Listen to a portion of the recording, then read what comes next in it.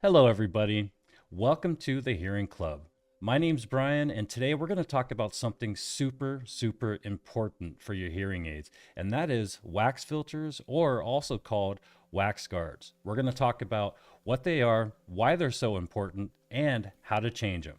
And if you guys want to see more videos like this on everything to do with hearing aids, be sure to like and subscribe and hit that little bell notification icon so you guys can get notified of more videos for your hearing aids. Let's get started. So what are wax guards or wax filters? Well, they're little tiny, and when I say tiny, I mean super tiny, little plastic screens or filters. And their job is to keep your earwax from getting down inside of the hearing aid and blocking it. Because once your hearing aid gets blocked with wax, it basically turns it into a really expensive glorified earplug. And that's why it's so important to keep the wax guards clean or to replace them when they get full of wax. Now there's two different schools of thought here as far as when to replace the wax guards. Some people do it maybe every month. I tell folks to replace them whenever your hearing aid stops working. You know how sometimes you'll go to put your hearing aids in and you kind of ask yourself, are they even turned on? Are they working right now? I can't really even tell that they're turned on. That's usually when they're blocked with wax. Because when your hearing aid stops working, 90% of the time it's either going to be because of the rubber dome is blocked with wax or the wax filter underneath is blocked with wax. And when it gets blocked with wax, again, it will basically plug your hearing aid up and you're not going to get any sound coming from the speaker or the receiver. Now in this video, I'm going to be showing you two different types of hearing aids and a bunch of different wax guards so you can get an idea of what they look like and how to replace them. We've got the custom or in the ear hearing aids, which are hearing aids that go inside your ear and nothing on the back or on the outside of your ear. Everything is contained into a small acrylic shell. It's a perfect mold of your ear. And again, that is called a custom hearing aid. And there's several different styles and sizes of custom hearing aids, such as ITCs, which stands for in the canal, or ITEs, which are bigger, and that stands for in the ear. The other style of hearing aid we're going to show you is called a BTE, which means behind the ear, or the smaller ones that are called RICs or RIEs, receiver in the ears. And the receivers are just basically a speaker where the sound comes out. And the receiver is what is being protected by the wax guard. The wax guard keeps the wax from going down into the receiver. And you want to make sure you never, ever wear your hearing aid without a wax guard in it, because if that wax gets down into the receiver, then you have to get the hearing aid replaced. And sometimes that could be very expensive. So one quick note about all these different wax guards, a majority of them start with the letters CERU, as in cerumen, which is earwax. And some of them are called Cerastop, some of them are called Ceru Shields, like the one that you're about to see here. So we're going to go ahead and start with the Kirkland Signature hearing aid. This hearing aid is made by Sonova, which is the parent company, and they manufacture Phonak hearing aids and Kirkland Signature hearing aids. And these ones take the Ceru Shield, as you're about to see.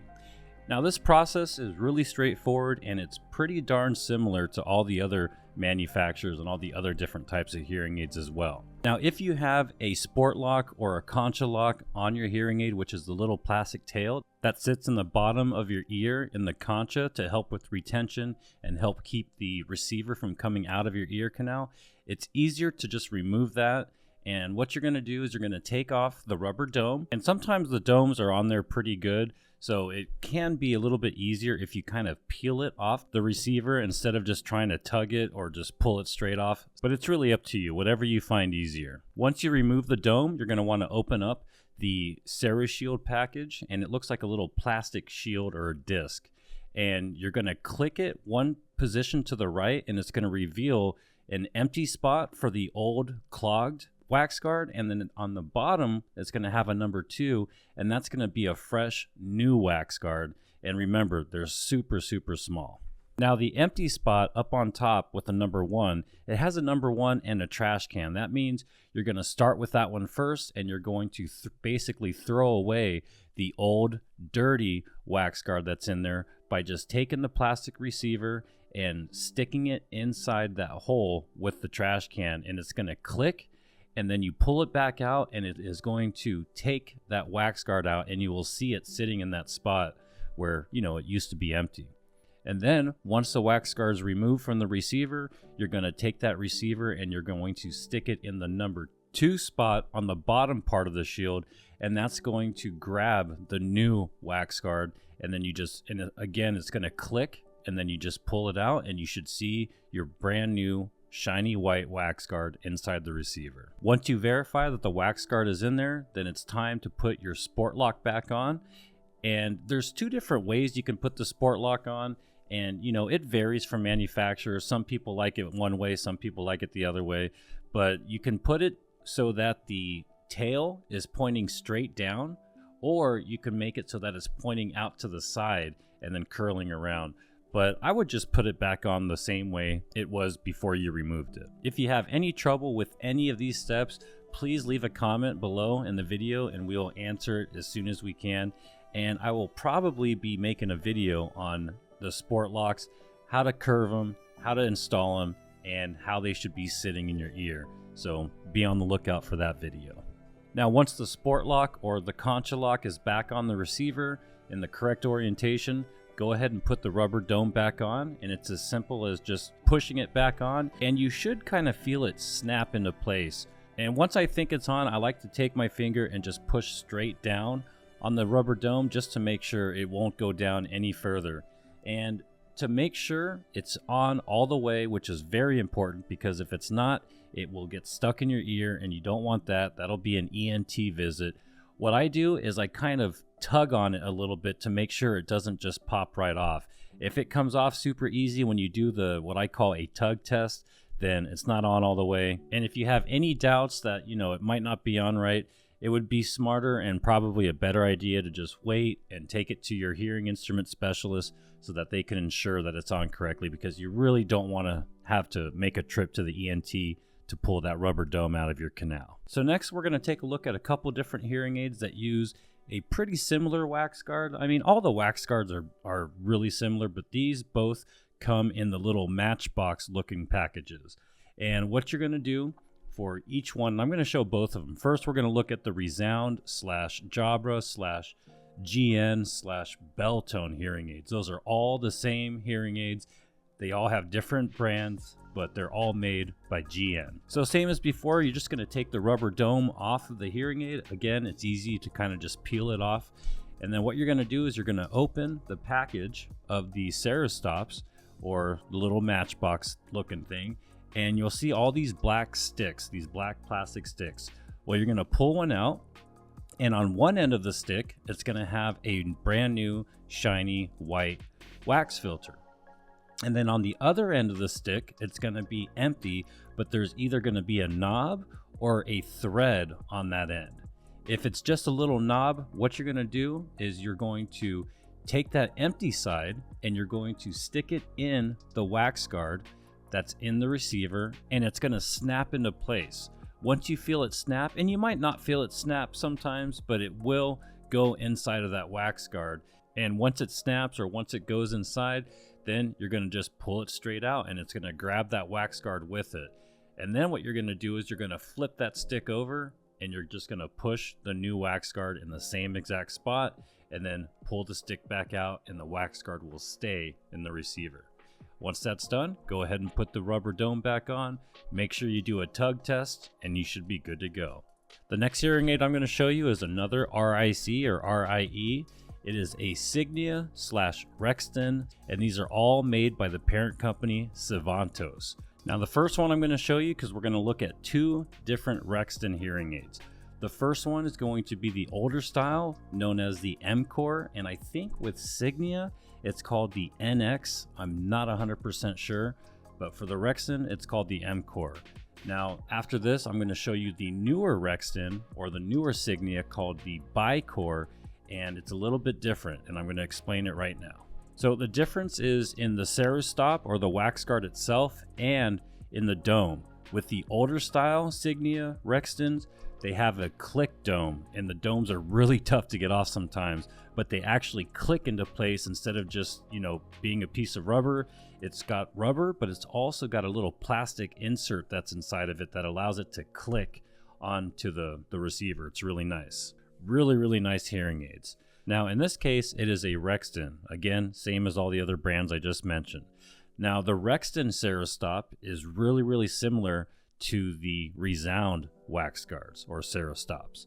Now, it looks the same. At first glance, you would think it is exactly the same, but it's not. The wax guard's really close to being the same, but the stick is different, and the way you remove the wax guard is different. On the ReSound, the end of the stick that you take the wax guard out with is just a little nub, and on the Savantos or the Rexton, it is a little thread. So it is different, although it looks very, very similar. So what you're going to do is pull out one of those sticks. You're going to take the empty side, and instead of just shoving it in the wax guard, you're going to thread it in the wax guard, the old one, and then you're going to pull it right out. And then just like the ReSound, you're going to flip it over and then just stick the new wax guard in there and then pull the stick out, and it should stay in place. Once that's done and you can verify that the wax guard is properly seated in there, then just put the rubber dome back on. Make sure you press on the top of it, and then again, always do a little tug test to make sure it doesn't pop right off. Next, I'm going to show you guys the newer Rexton or the newer Signias. They have a completely different type of dome. It doesn't click, and it's got a different Serostop or wax guard. It doesn't thread. It's more, you know, it's closer to the ReSound that we saw earlier, the ReSound Jabra. All right, so next we have the newer Rexton. These are called the Bicors, and for the Signia version, they're called AX for Augmented Experience. These have artificial intelligence, and you better believe I'm going to be going over that in another video because it is amazing. So you start off by just pulling off the dome, or I'm sorry, peeling off the dome. Then once the dome's off, if you want to pull the sport lock off to make it a little bit easier, you can, but the sport locks don't really get in the way of these ones. And you just open up your little plastic case, the matchbox looking thing, and it's got the little black sticks just like all the other ones. Only this one is more similar to the ReSound. It doesn't have a threaded end on it. It just has one of those little nubs, and you just kind of click it into the old wax guard and you just pull it right out.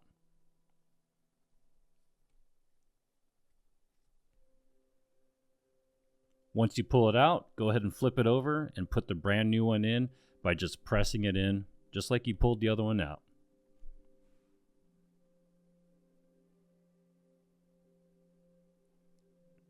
Once you verify that it's seated all the way in there and it's in there properly, and then put the dome back on. Now for the last one in this video, I don't want to make the video too long. We're going to do a set of custom Rexton Bicor rechargeable ITEs in the ear. These are the bigger custom hearing aids, and they have a kind of a different wax guard, but I'm going to show you guys how to do these ones. Now, after this is done, in the next couple of days, we're going to be producing another video showing everybody the rest of the hearing aids that we have. So we're going to be showing a Philips or Oticon, and then some older style wax guards that are way different. But, you know, some people are still using them, and I'm sure some people will find it helpful. So stay tuned for that video. But for now, let's go ahead and finish it up with these custom Bicors. So like I said before, these are the custom Rexton Bicor rechargeables. So these are one of the first rechargeable custom hearing aids. You just put them in the charger in the case just like that, and they start charging. There's no contacts on the hearing aids, there's no magnet. You just kind of set them in the case, the light turns on, and they start charging.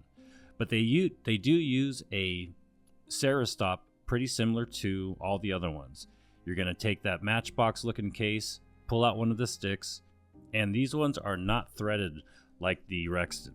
And then on the other end that doesn't have the new wax guard, on the empty side, it's got a bigger knob on it that you just kind of push into the wax guard and it pulls it right out, just like the other ones. And these ones you kind of have to press a little bit hard. So, you know, don't be afraid that you're going to hurt the hearing aid. It should be fine. And then just flip over the stick and put the other one in there, and you are literally all done. No domes to worry about, no sport locks. everything's done and you're ready to go. And that's going to do it, folks. So, a couple things before I let you guys go. Remember, going to be doing a part 2 here in a couple days, maybe tomorrow if we get it done, on the rest of the different wax guards. Now, if you didn't see your style of wax guard in this video, then let me know, leave a comment. We will get on it immediately. And if you guys have any questions or if you run into any trouble whatsoever, leave a comment, or you can email us at HearingClubOnline@gmail.com. And in every single one of our videos, we're going to try to answer a couple of questions from the comments and actually put your guys' questions in the videos so that everybody can see. And I think it's just going to be a really fun way to interact with you guys and at the same time, you know, help you out and answer some questions. Now, if you want to see more videos like this, we're going to cover all kinds of stuff on hearing aids, the different apps, what you can do with the apps. I mean, everything under the sun that has to do with hearing aids. So if you're looking for some good information, make sure you like, make sure you subscribe, and make sure you hit that little bell-looking notification icon so that you guys get notified when new videos come out. Thank you all so much for stopping by the Hearing Club, and you all have a great day. Bye.